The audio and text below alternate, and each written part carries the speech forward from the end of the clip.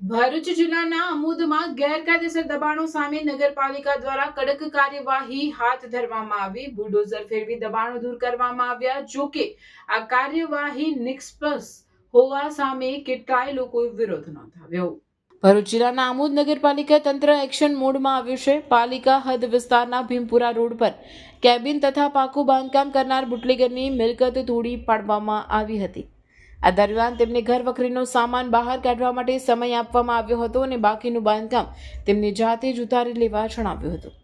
ત્યારબાદ જલારામનગર વિસ્તારમાં પણ એક વ્યક્તિ દ્વારા ઘરના આંગણે પતરા વડે કરાયેલું કાચું બાંધકામ નગરપાલિકાના જેસીબી દ્વારા દૂર કરવામાં આવ્યું હતું. સાથે વધારાનું ગેરકાયદેસર બાંધકામ માલિકે પોતાની જાતે જ ઉતારી લેવાની કાર્યવાહી હાથ ધરી હતી.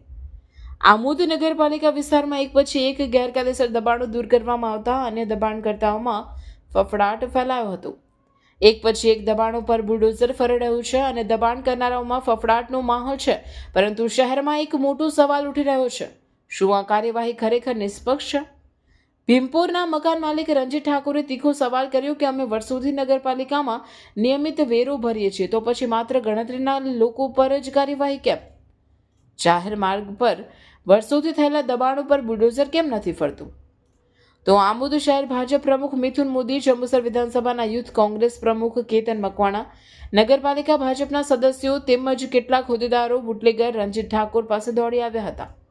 જ્યાં નગરપાલિકાની કામગીરીમાં જે મકાન અને દુકાન તોડવાની હતી તેમાં ફક્ત 4 થી 5 ફૂટ જેટલું દબાણ દૂર કરવામાં આવ્યું હતું અને બાકીનું મકાન છોડી દેવામાં આવતા ભારે ચર્ચાનો વિષય બનવા પામ્યો હતો. નગરજનોમાં પણ આક્રોશ ઉઠી રહ્યો છે. મુખ્ય બજાર, 4 રસ્તા અને ટ્રાફિકથી કચડાતા વિસ્તારોમાં વર્ષોથી ઉભેલા નડતર રૂપ દબાણો સામે નગરપાલિકા ક્યારે પગલાં ભરે? શું માત્ર સરળ લક્ષ્યોને જ નિશાન બનાવવામાં આવી રહ્યા છે? નગરપાલિકા દ્વારા છેલ્લા કેટલાક દિવસોમાં નોટિસો, માપણી અને કલાકોમાં તોડફોડ.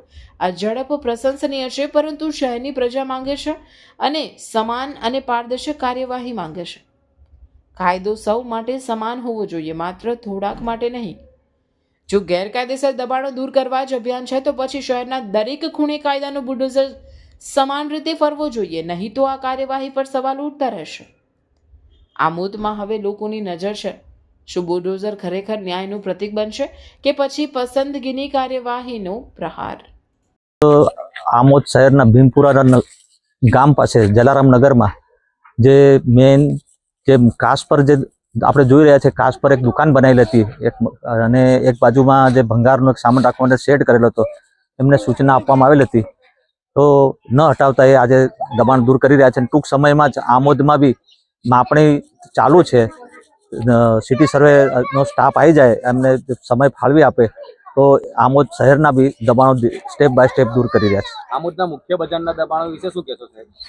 આમોદ શહેરના મુખ્ય બજારો વિશે મારું કહેવું છે કે અમુક આપણે માપણી કરી માર્કિંગ કરી દીધું છે, બીજી માર્કિંગ કરવાની કાર્યવાહી પ્રગતિમાં છે. એટલે માર્કિંગ થઈ જાય તો એક સાથે આપણે દબાણો દૂર કરીશું.